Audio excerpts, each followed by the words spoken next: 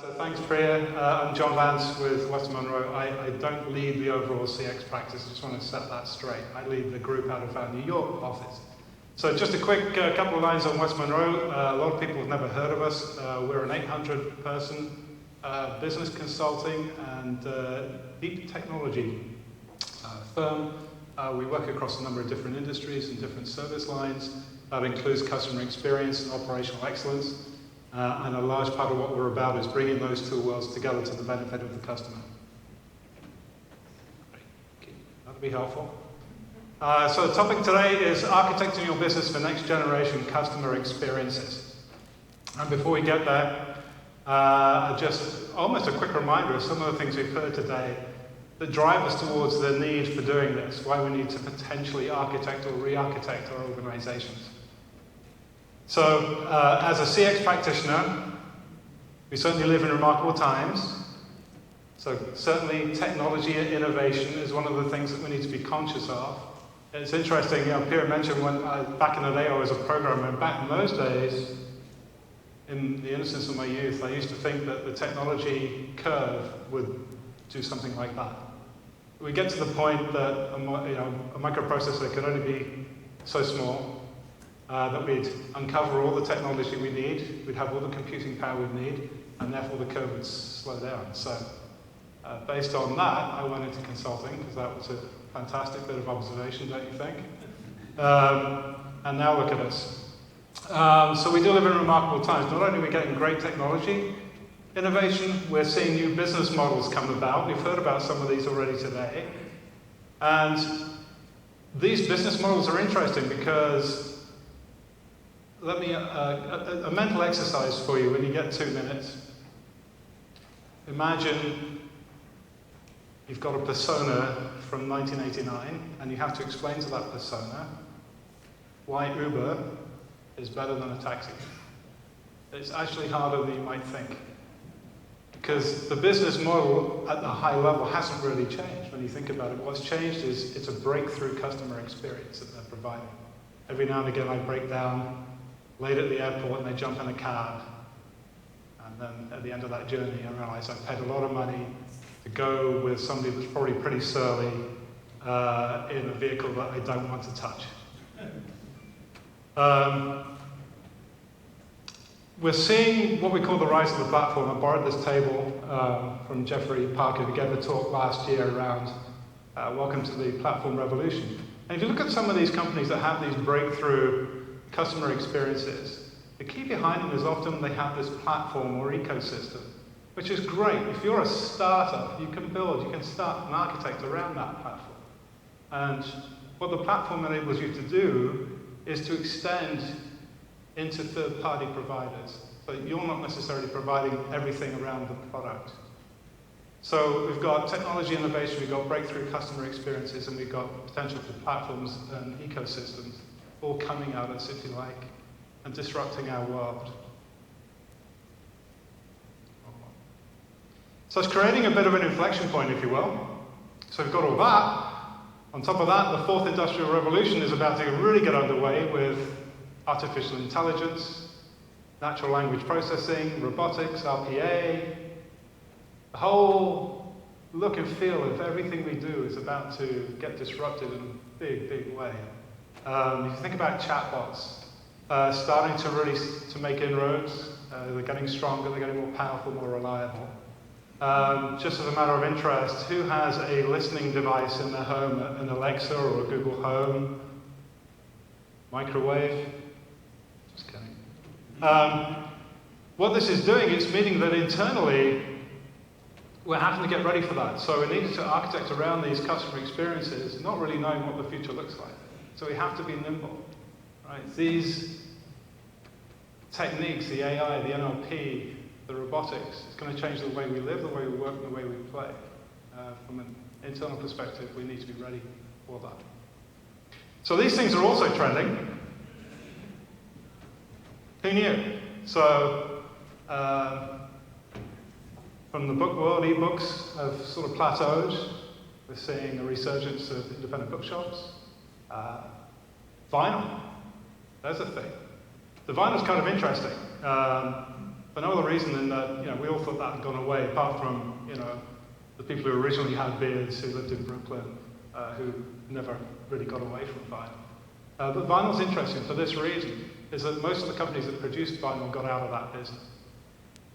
So when there was a huge resurgence, there was nobody there to meet that demand. So we've actually seen new organizations come into being, opening their own pressing plants, and in one example at least, buying the tooling from an old company that had strategically moved away from pressing vinyl.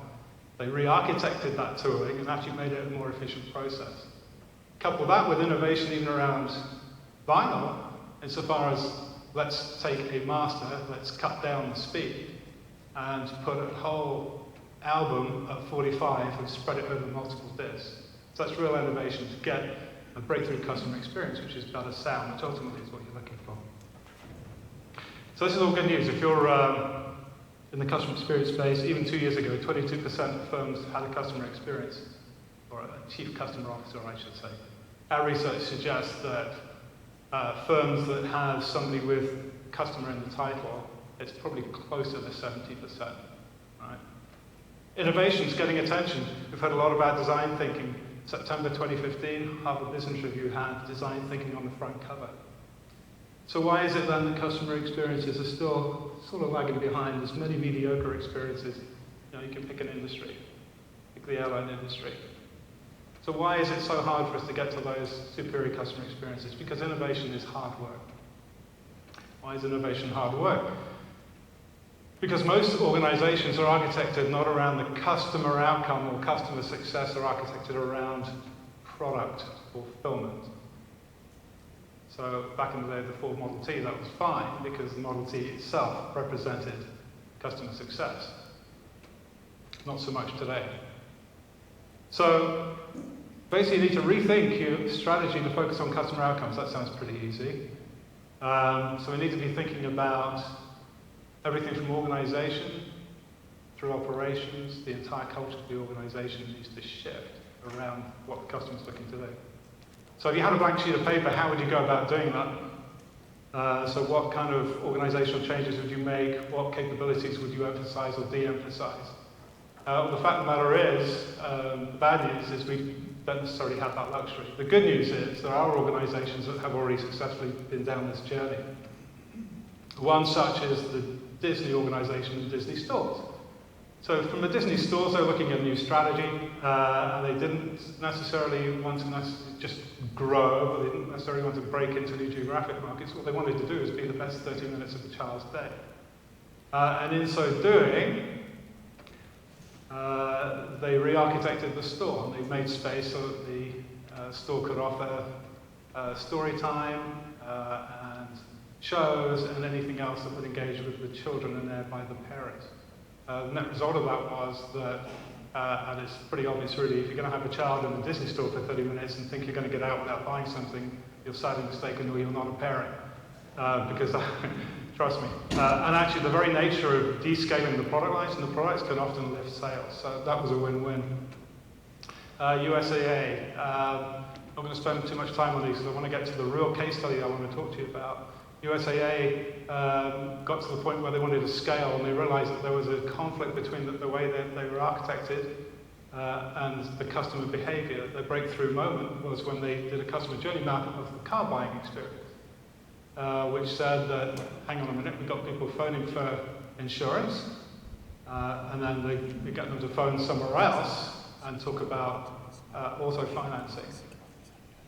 So net of that was they ended up re-architecting the entire business around customer life events. So their journeys are around car buying, home buying, being deployed, coming back from deployment. Audi, another one. This one's interesting, platform. Audi realized they are the platform. They sit in the middle with a number of people around them, the dealers, service agents, motorsport, whoever it is, and then by working out into that ecosystem, they were able to extend their platform. And working with the dealers then, they could drive breakthrough customer experiences that would enhance the brand from a consistency point of view and drive customer advocacy. So, intentionally designing better experiences is kind of important. We've heard a lot about design thinking. We heard from Ted earlier about that. We heard about it from Omar this morning. So here's the thing. CX strategies are about delivering value to customers. Operational strategies are about delivering value to the company. So why not do both? So we have this concept we call Lean CX, which is exactly that. So I want to introduce you to our client. Our client is Barclaycard, and they had a very interesting situation in that they were working well from a customer experience point of view. They have a customer experience group in place, voice of the customer, NPS, CSAT. They're regularly measuring their TNPS and RNPS and publishing those. Some unique things going on internally within the organization about spreading calls. There's a daily call that went to everybody in the organization from the service line. And they were doing a lot from an operational point of view as well in terms of getting their processes correct and process mapping, level 1, level 2, level 3, etc. And they asked us to come in. They wanted to really enhance what they were doing from a customer experience point of view. To that end, they wanted us to help them with a customer journey mapping methodology, persona development, and make them self-sufficient so they could take that on their own. The first step that they'd done, which I think was really smart, is they put their process improvement team or their lean team in the same group as the customer experience team. So they'd already done the first stage of bringing those two together. And we've done a lot of work with them on the operations front, simplifying technology and processes. And we said to them, look, there's one bit that's missing in here, and that's how do you connect the customer journey mapping to the back-end operations. And so we brought in the concept of value stream mapping and tied the two together effectively. What that enabled us to do then was to be able to drive root cause analysis. One of the things that the bank was suffering from a little bit was that they were very, very good at making customers whole. So when there's customer incidents on that customer journey, very good at making the customer right. Where they were falling down because of that disconnect between the customer experience and the operations was in the root cause analysis and being able to drive defects out of the organization. So our approach, through doing that root cause analysis, gave them a window into that. They were able to prioritize much more effectively some of those defects and getting those initiatives and projects onto a prioritization list. Make sense? I'm sorry you can't read that deliverable. This is one of the posters we created for Barclaycard. The reason you can't read it is because I don't want you to be able to read it. I'm sorry. That way I can say who it is. So I don't care if you put it up to 1,000 times, you won't be able to read it. But just simply, this is the construct with a storyboard at the top, then the customer journey map itself showing every touch point and the emotion, the moments of truth, getting down into opportunities, and we even put down at the bottom the value stream map that you'll see towards the bottom, and then putting in all the customer SAT scores as well. And each one of the customer journey owners would have one of these that they would then hang on their wall and they can refer to. It's a good talking point. We built a tool to allow them to do that prioritization, to capture the incidents and projects and the defects, and to be able to rank them and prioritize depending on the flavor of the day. So if the flavor of the day was risk control, the flavor of the day was growth, the flavor of the day was, whatever it might be, they could pivot that list and reprioritize with a click of a button. Perhaps the most important thing, and I know I'm probably running out of time, was they really wanted to pivot the organization to make best use of these new tools, this connected world that they had. And we worked with them to basically instill, if they had customer journey owners for each one of the customer journeys that came from the functional areas.